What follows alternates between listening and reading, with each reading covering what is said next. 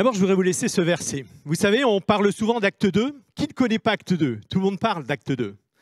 Mais pour qu'il y ait eu acte 2, il a fallu acte 1. Et dans acte 1, on lit ce verset. Mais vous recevrez une puissance, le Saint-Esprit, survenant sur vous. D'autres versions disent, viendra sur vous et vous serez mes témoins à Jérusalem, en Judée, dans la Samarie et jusqu'aux extrémités du monde. Alors ce verset, vous voyez, on l'interprète souvent de beaucoup de façons. Il est très simple. Il n'est pas dit que vous serez d'abord mes témoins à Jérusalem, puis, non, vous êtes mes témoins partout. Et à chaque fois que vous soutenez l'Association internationale des Gédéons, sachez que vous êtes capable de soutenir une association qui est par la grâce de Dieu aujourd'hui présente dans plus de 200 pays et qui peut intervenir dans des endroits où un chrétien a beaucoup de difficultés à rentrer, à placer la parole de Dieu ou à témoigner.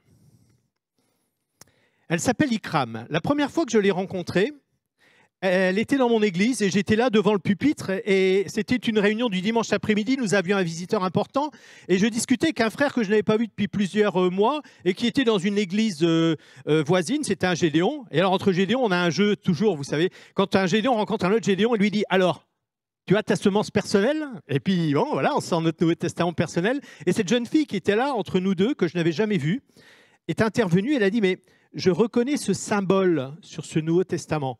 J'ai un jour eu un livre comme celui-là, qui était plus usé que le vôtre. Il était orange, en plastique, et c'est grâce à lui qu'aujourd'hui, je suis une chrétienne. » Alors, j'ai été très intéressé. Elle parlait français, elle était d'origine marocaine. Et je lui ai dit, mais je n'ai jamais vu de Nouveau Testament orange couverture plastique. Et pourtant, j'en ai une belle collection à la maison. Je dis, mais vous l'avez eu où? Donnez-moi votre témoignage, s'il vous plaît. Et je lui ai laissé mes coordonnées. Elle m'a écrit un peu plus tard, elle m'a raconté ceci. Elle m'a dit, voilà, je suis originaire de Fès, au Maroc. Mon père est un homme important.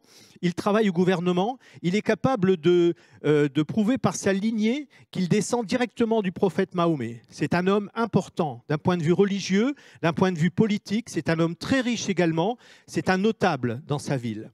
Notre famille est une famille importante. Nous avons 10 enfants et malgré tous ces serviteurs, ce jardin magnifique, ces fontaines, tout ce que nous avons ici, eh bien, ma vie était triste. Elle était la petite dernière. Sa maman, qui ne s'entendait pas du tout avec son mari, voyageait à travers le monde pour visiter eh bien, tous ses enfants qui étaient dans les plus grandes universités du monde, que ce soit à Paris, à Londres, au Canada, aux États-Unis, en Australie. Et la petite était livrée, je dirais, à des employés de maison qui s'occupaient d'elle. Mais ce n'était pas papa, ce n'était pas maman. Et cette petite était toute seule. Un jour, elle a découvert à la télévision, en regardant une émission de Disney, elle a découvert Pinocchio. Vous connaissez tous Pinocchio? Ce petit être sans papa, sans maman, et seul. Et elle l'a vu tous les soirs qui s'adressait aux étoiles. Elle a dit, je vais faire pareil. Et tous les soirs, cet enfant de 6 ans a commencé à sortir et elle allait sur la pelouse dans le jardin et elle s'adressait à celui qui devait être là-haut. Et elle lui parlait, comme à son père. Elle lui demandait des choses. Et elle m'a écrit, c'était une période magique. Je lui parlais, il me répondait et j'avais le fruit de mes prières qui était là. Elle a grandi. Elle est devenue une sale petite fille de riche, je vais dire. Elle avait un caractère de cochon. À 18 ans, elle s'est mariée avec un homme 10 ans plus âgé qu'elle, que ses parents lui avaient fortement déconseillé comme conjoint. Mais elle s'est obstinée. 6 mois plus tard, elle divorçait. Elle rentrait dans une dépression dont personne ne pouvait la sortir. Et là, elle ne vivait plus que la nuit, ne rencontrait plus personne. Elle était complètement perdue et isolée. Et là, c'est le premier malheur. Le deuxième malheur, son père sert de fusible dans un scandale financier au gouvernement. Il perd sa place, il est flétri dans sa réputation, sa fortune se dilapide. Il est temps maintenant de faire entrer tous les enfants qui sont de par le monde dans ces universités qui coûtent une fortune. On les fait rentrer, et là, la troisième catastrophe, et non la moindre, voilà qu'une fille qui est au Canada, dans une université, rentre avec un petit livre comme celui-là. Et elle dit, papa, maintenant, je suis une chrétienne, ne me parle plus de l'islam. Alors ça, c'est des choses qui ne passent pas là-bas.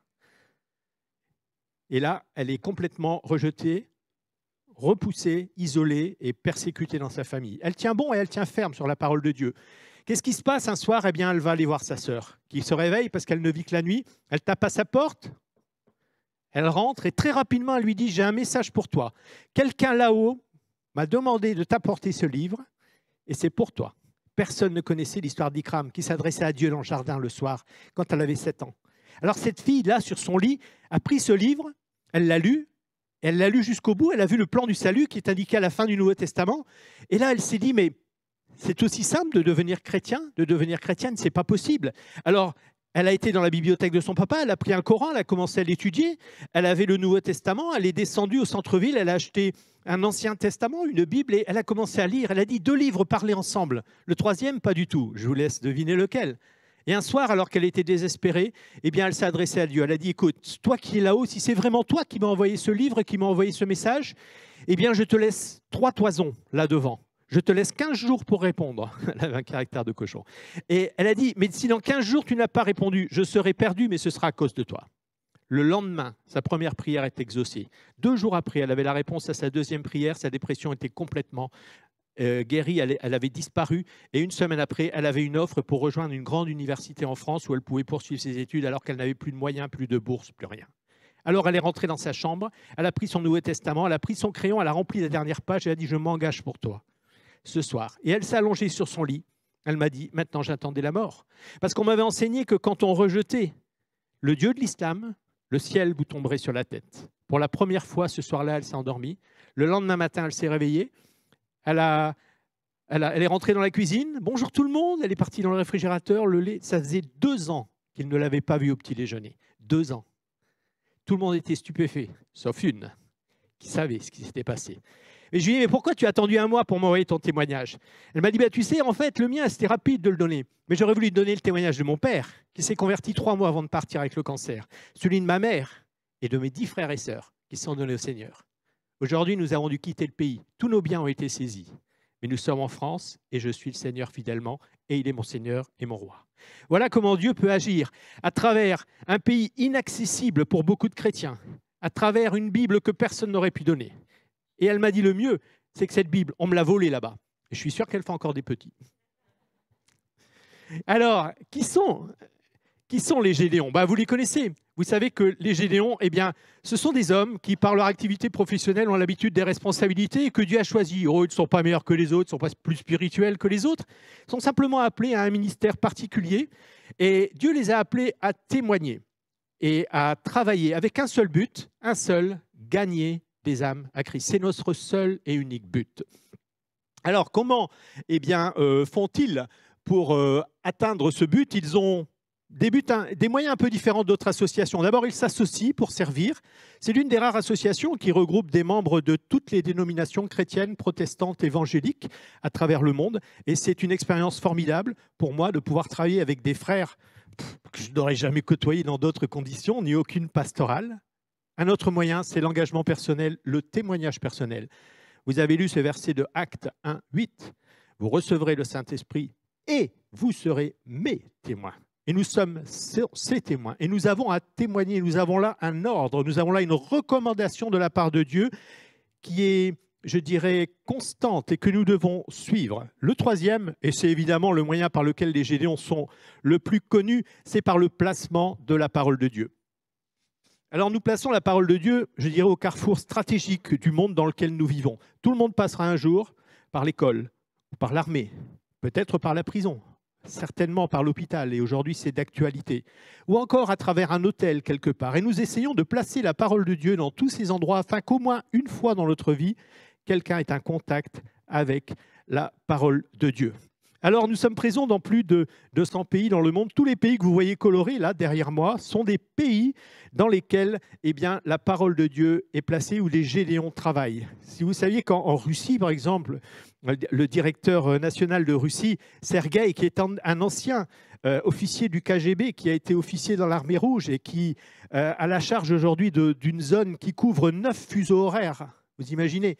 Eh bien, c'est plus de 600 000 Nouveaux Testaments qui, tous les mois, changent de main dans ce pays et touchent des personnes qui n'ont jamais eu de contact avec l'Évangile. Alors, personnellement, notre zone, la zone de l'Europe de l'Ouest, nous démarre au pôle Nord avec le Groenland et elle se termine ici. Voilà, donc on est pratiquement au Yémen, nous sommes à Oman et nous avons tous les pays du Golfe. Alors ça fait beaucoup de pays, ça fait beaucoup de cultures différentes, ça fait plus de 11 langues différentes, mais par la grâce de Dieu, nous voyons des choses aussi extraordinaires. Alors vous avez la liste là. hein. Et la France, parce que d'abord, je suis français, hein, et c'est mon pays que j'ai à cœur. Le pays est un pays difficile. Vous savez qu'aujourd'hui, une nouvelle loi est sortie, la loi Blanquer, au mois de juillet de l'année dernière, en catimini, nous ne l'avons pas vue. Quand nous l'avons découverte, il y avait un article spécial pour les gédéons. Article 10, interdiction formelle, sous peine d'amende de 1 500 €, de contacter, de toucher ou de parler à un élève qui sort d'un lycée ou d'un collège en France. Voilà. Quand on a demandé à cet homme pourquoi cette loi, cet article était écrit et s'il nous concernait directement, il nous a dit oui, c'est directement les gédéons. Il est temps de bloquer ces gens. Voilà ce qu'il nous a dit. On ne bloque pas la parole de Dieu. On ne bloque pas la parole de Dieu. Le Seigneur nous a ouvert d'autres portes et nous savons que nous devons être attentifs à cela. Nous avons Bisonne, nous avons dans tous ces points qui sont là en rouge, des gédéons, des épouses. C'est un ministère de couple, hein, et nous travaillons en couple dans ce travail comme le Seigneur le souhaite. Et nous avons aussi des points en vert. Ces points en vert, c'est tous les endroits où nous voudrions établir aujourd'hui des groupes. Nous avons besoin de la prière de chacun pour cela. C'est avant tout un travail spirituel. Vous savez, ce travail d'une extrême simplicité. Mais s'il est conduit par Dieu, et si c'est le Saint-Esprit qui le fait, alors le résultat est absolument extraordinaire. Laissez-moi vous donner juste un témoignage personnel. Un jour, j'étais à Montélimar. Je devais reprendre le train, comme toujours. On est en train-train, un hôtel, une voiture, que sais-je. Et l'année dernière, j'ai fait plus de 4 fois le tour du monde d'après Google et ce qu'il a pu mesurer. Et là, je vois cette vieille personne arriver avec cette valise toute neuve à l'arrêt de bus qui était en travaux. On n'était pas sûr que c'était là que le bus allait nous conduire à la Valence pour aller à la gare TGV, etc. Et elle s'adresse à moi, elle me dit « Monsieur, c'est bien là le train pour Valence, le bus pour Valence ?» Je dis « Écoutez, je pense que c'est là. » Elle me regarde, elle dit « Avec votre accent, vous n'êtes pas du coin haut, hein ?» Ah, je dis « Non, pas du tout. » Effectivement, alors on discute, on sympathise. On était les deux seuls avec une valise. J'aide cette personne d'au moins 80 ans à mettre son bagage dans le bus. Et on s'engage donc dans le bus, on rentre, on s'installe. Et vous savez, moi, ça se passe comme ça. C'est une petite lampe qui s'allume. Bim. Ah, c'est pour elle que je dois témoigner aujourd'hui. Alors, je sors du bus rapidement. C'est assez facile. Une personne de 80 ans, elle n'est pas avant moi à la sortie du bus. Et je prends sa valise qui était partie derrière. Je lui donne. Et puis, simplement, je dis, écoutez, vous m'avez donné si gentiment un annuaire, un programme des trains et des bus pour Valence, que je n'utiliserai pas, je vais sur Internet, mais je ne lui ai pas dit. Mais je dis, c'est très bien aujourd'hui, j'ai un petit cadeau pour vous. Écoutez, c'est la parole de Dieu. Que Dieu vous bénisse dans cette journée. Et c'est une bonne lecture pour vous. Franchement, ce n'est pas compliqué. Hein, il ne faut pas sortir, comme on dit chez nous, de la cuisse de Jupiter pour faire ça. C'est vraiment très simple. Mais quand le Saint-Esprit vous conduit, voilà ce qu'elle m'a répondu. Elle m'a dit que Dieu vous bénisse, monsieur. Parce que maintenant, je vais vous dire pourquoi je suis ici. Je suis ici, il y a des années que je n'ai pas pris le bus. Il y a des années que je n'ai pas été à Valence en bus. Mais mon mari est à l'hôpital aujourd'hui. Là, à l'heure qu'il est, il est opéré du cœur. Et cet après-midi, je serai dans sa chambre d'hôpital à Valence pour son réveil. Et pendant 1 mois, il sera là. Et pendant 1 mois, vous savez, les vieux couples, c'est compliqué. Elle dit, je suis en problème. Parce qu'elle dit, lui, il ne veut pas regarder la télé. Et moi, j'ai mes séries l'après-midi. Mais il ne veut pas du tout. Donc, ça va être compliqué. Elle dit, je me demandais, mais qu'est-ce qu'on va faire toutes ces après-midi ensemble? Elle dit, maintenant, je sais, on va lire votre livre ensemble. Voyez? Ça, c'est quand Dieu conduit les choses. Et je crois que c'est extrêmement important. Vous avez entendu parler il y a quelques années de cela, c'était au mois de mars, ce terrible accident, cette folie de ce pilote d'avion de la Germanwings qui décolle de Barcelone, qui doit se rendre en Allemagne et qui, alors qu'il va perdre la vue, se dit « je vais me suicider avec mon avion ». Et là, ce pilote qui est sorti de la cabine, qui ne peut plus rentrer, qui a la hache, essaie d'ouvrir le cockpit pour arrêter ce copilote fou, et il ne va pas réussir. Cet avion va s'écraser. Ça, c'est l'histoire que vous connaissez. Maintenant, je vais vous donner l'histoire que vous ne connaissez pas. Il y a dans cette région, du côté de Gap, là-bas, un groupe de gédéons à Aix-en-Provence qui fait son travail fidèlement et qui a une vision missionnaire. Alors, il dit les Alpes ne sont pas couvertes. Alors, eh bien, on va aller faire une campagne et on va faire tous les secteurs que l'on peut faire, les hôtels, les maisons de retraite, etc., dans toutes ces régions.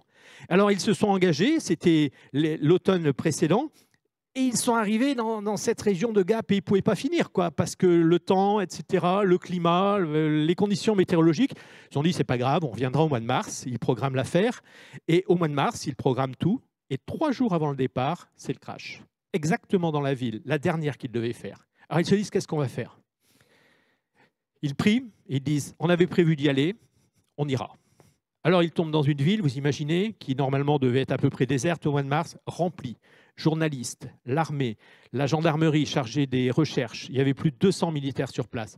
Les hôtels remplis d'Espagnols, d'Allemands, etc. Les services de santé débordés avec tous les assistants psychologiques. Vous pouvez imaginer la situation. Et là, à chaque fois qu'ils passaient, les gens étaient reconnaissants. Quelque chose pour nos clients qui sont en détresse, qui sont en pleurs, qu'on ne peut rien faire pour eux. Le mieux, ils ont été voir les militaires. Ils ont dit, écoutez, on a un cadeau pour chacun d'eux, parce qu'on distribue aux militaires. Mais en France, c'est interdit. En tant que Gédéon, nous ne pouvons pas le faire. Uniquement les aumôniers ne peuvent le faire. Et il y a une loi en France qui a été promulguée il y a 2 ou 3 ans qui dit clairement qu'un fonctionnaire de l'État qui a un signe distinctif religieux sur lui, et le Nouveau Testament peut être considéré comme un signe distinctif, est susceptible de perdre son emploi immédiatement, sans appel. Donc c'est difficile. Et vous savez, ces militaires leur ont répondu, ces officiers de gendarmerie leur ont dit ceci.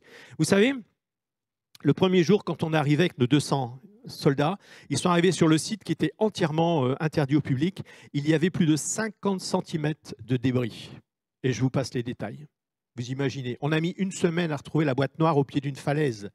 C'était quand même pas compliqué, normalement. Ils ont dit, quand ils sont rentrés le soir, on a immédiatement appelé l'état-major. On avait besoin d'un secours immédiat en médecin, en psychologue. Mais le 2e jour, c'était pour les psychologues qu'on avait besoin du secours. Alors, ils nous ont dit, vous savez, si vous pouvez amener quelque chose qui puisse être d'un quelconque secours à nos troupes, faites-le. Vous avez tout notre accord et nous vous appuyons, il n'y aura aucun problème. Vous voyez, ça, c'est l'envers du décor. Et l'ennemi fait une œuvre qui le trompe et il pense qu'il gagnera. Mais en fait, cette affaire a été pour nous l'occasion d'une ouverture extraordinaire, de personnes qui n'auraient sûrement jamais accepté de placer la parole de Dieu, qui l'ont reçue. Et qui sait aujourd'hui le fruit que tout cela a pu avoir. Alors, des opérations comme celle-ci, je vous dis, la loi Blanquer nous l'interdit aujourd'hui, malheureusement, mais Dieu est tout-puissant et nous avons d'autres formules pour distribuer. Nous faisions beaucoup d'opérations de blitz, d'opérations coup de poing, comme nous disions.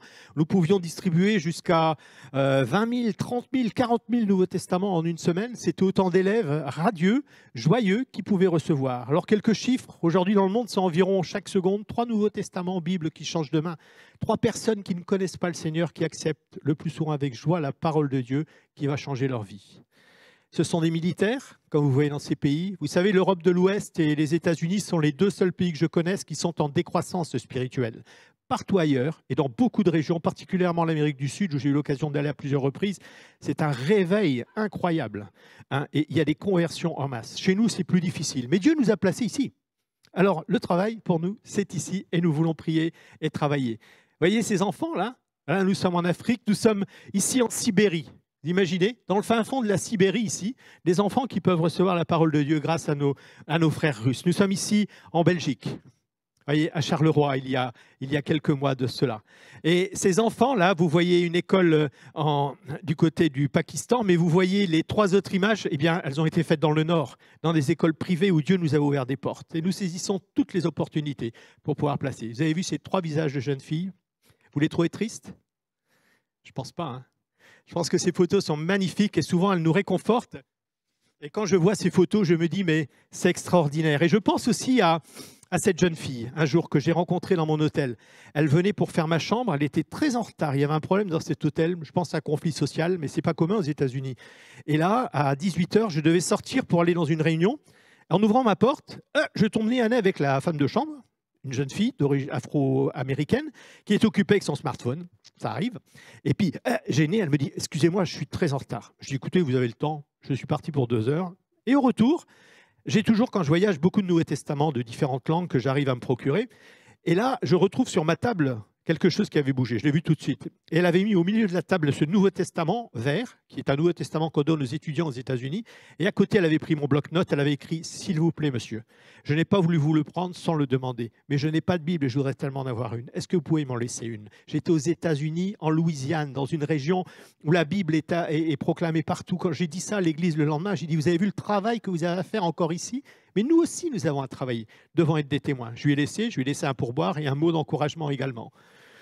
Vous voyez, nous sommes aussi des frères et des sœurs qui témoignons personnellement. Et aujourd'hui, en particulier, je dirais, à nos forces de l'ordre et à tous ceux qui sont aux premiers première loge pour combattre le coronavirus, etc. Mais vous savez, les témoignages que je vous donne ne sont pas uniquement les témoignages de pays lointains, mais ils sont aussi des témoignages de France. Et je voudrais laisser la parole à Evelyne, qui va vous raconter ce qu'elle a vécu ici, à Bordeaux, il y a 3 semaines. Vous voyez, c'est tout frais, c'est pas loin, c'est près de chez vous. Et elle va vous raconter mieux que moi ce qu'elle a vécu. Bonjour à tous.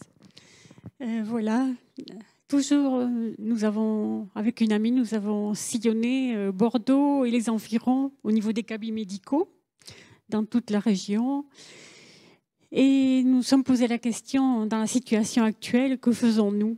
Alors, nous n'avons jamais cessé de prier. Et j'ai avec moi une sœur qui est une vraie locomotive. Elle m'a dit, qu'est-ce qui empêche qu'on aille dans les cabinets médicaux? Je l'ai regardé, je lui ai dit, ouais, tu as raison, il n'y a rien qui empêche. Et donc nous avons décidé d'aller à 50 km de Bordeaux, c'était sur la Réole. Et là, stupeur, nous n'avons pas eu d'opposition. Dans les cabinets médicaux, maisons de retraite, hôpital, partout, très peu de refus. Ça a été vraiment une grande joie. Nous l'avons fait 3 fois, là. Nous sortons chaque semaine, chaque mardi matin. Et gloire à Dieu, parce qu'il y a toujours une porte ouverte devant nous pour la parole de Dieu et des cœurs pour la recevoir. Nous sommes aussi, nous les épouses, nous allons dans les distributions de masse avec nos époux. Et dernièrement, nous avons fait l'université de Bordeaux. Et donc, nous sommes là avec un badge pour être bien identifiés, les petits Nouveaux Testaments dans les mains. Et j'ai regardé mes frères, ils étaient tous voilà, alignés comme ça. Et je me suis dit, tiens, je vais me mettre un peu en retrait. Voilà. Et puis, tant pis si je n'ai pas autant de monde qui passe devant moi. Et il y a un jeune qui est venu me poser une question.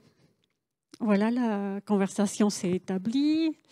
J'ai pu rendre témoignage du Seigneur. Et vraiment, ce jeune était très ouvert.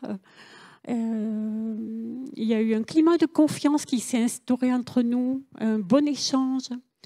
Et il m'a confié qu'il avait commencé à prier chez lui.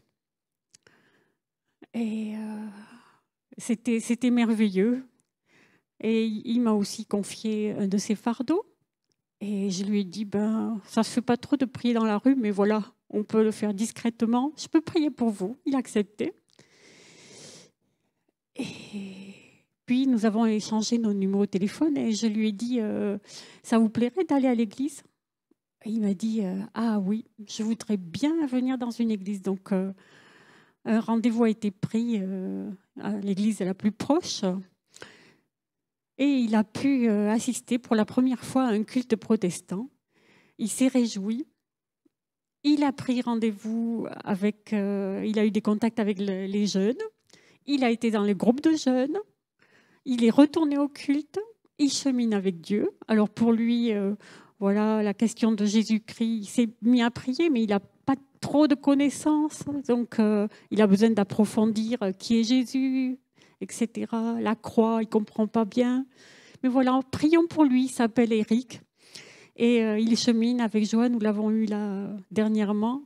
Il chemine avec joie, avec Dieu, il se réjouit de tout ce qu'il découvre, qui est une vraie richesse pour lui.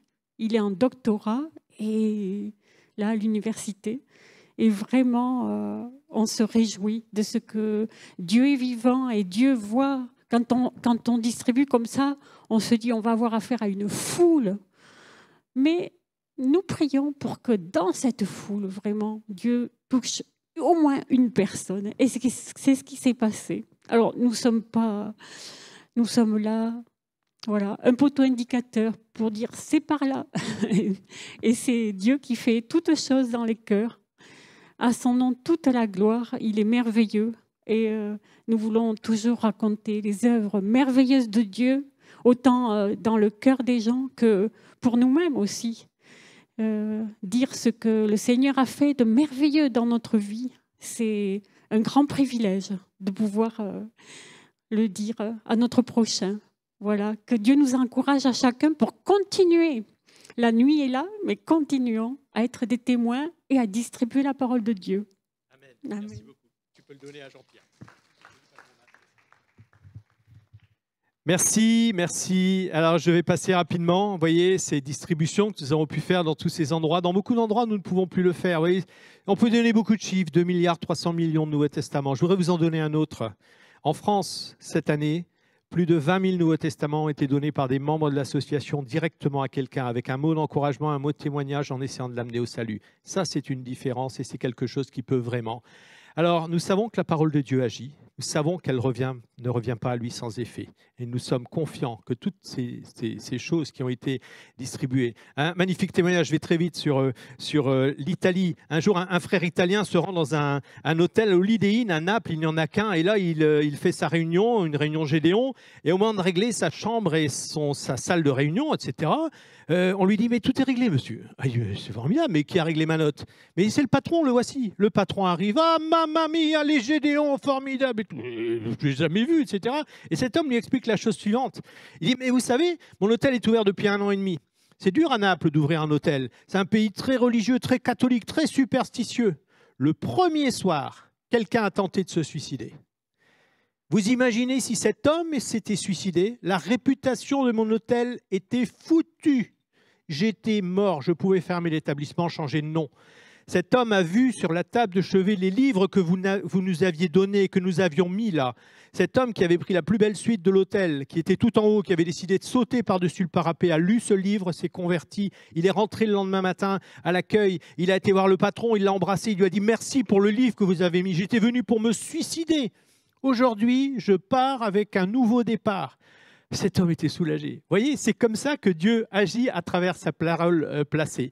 Depuis plus de 50 ans, dans la région de Bordeaux, des frères et des sœurs nous soutiennent. Je voudrais vous remercier pour tout cela. Je sais que votre soutien dans la prière est essentiel, indispensable, et nous en avons absolument besoin. Je voudrais vous rappeler aussi quelque chose d'extrêmement important.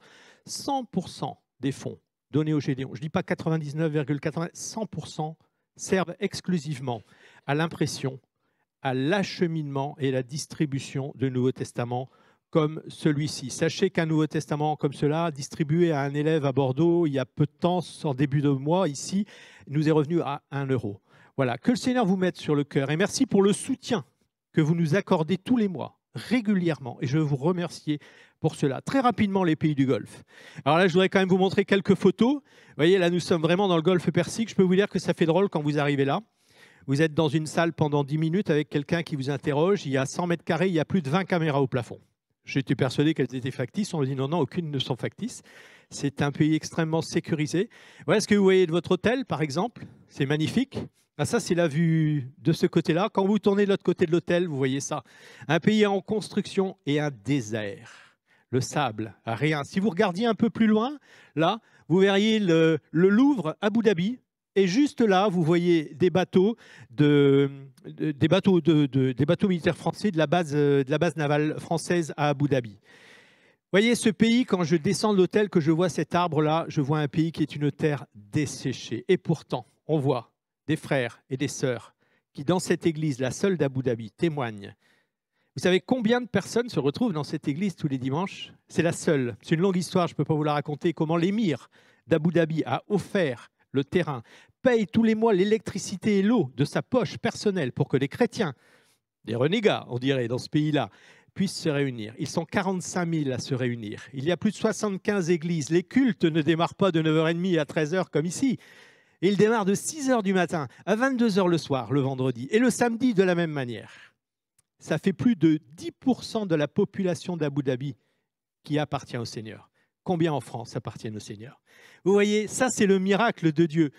Et derrière, je voyais derrière cette église, il y avait ce minaret, il y avait cette mosquée. Alors je me suis dit, mais on va aller la voir, elle est tellement belle, nous tout est barricadé, on ne peut rien voir.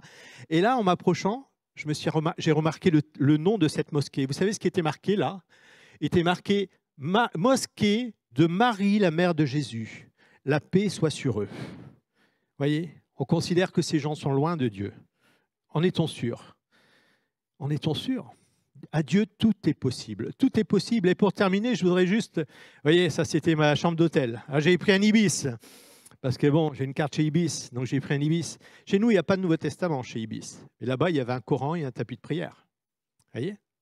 Ça, c'est la différence. Et pourtant, pour notre Seigneur, rien n'est impossible. Et cette photo me parle énormément. Elle a été prise à Dubaï la dernière fois que j'y étais. Et vous voyez le Burj Khalifa derrière, qui est la plus haute tour du monde, avec des ascenseurs Otis. C'était une parenthèse. Et elle fait 800 mètres de haut. Et vous voyez, le plus incroyable, ce n'est pas cette tour pour moi qui est là dans le brouillard, c'est ces fleurs devant. Vous voyez ce parterre de fleurs là? Nous sommes sur l'autoroute et à l'ombre, il fait 52 degrés. Il n'y a pas de pluie, l'eau est dessalée et ces fleurs sont arrosées en permanence. Vous voyez? Moi, je vous dis qu'à Dieu, tout est possible. Et ce qui est impossible à l'homme est possible à Dieu. Et il faut que nous soyons dans la joie. Aujourd'hui, nous sommes dans les difficultés, nous sommes dans les problèmes. Nous avons ce Covid qui nous pourrit la vie, excusez-moi, mais il y a là des opportunités que Dieu nous garde, que Dieu nous donne, et nous devons les saisir. Soyez joyeux. Le temps devant nous est glorieux. Dieu a un plan pour chacun d'entre nous. Partagez la parole de Dieu et que Dieu vous bénisse. Merci pour tout. Amen.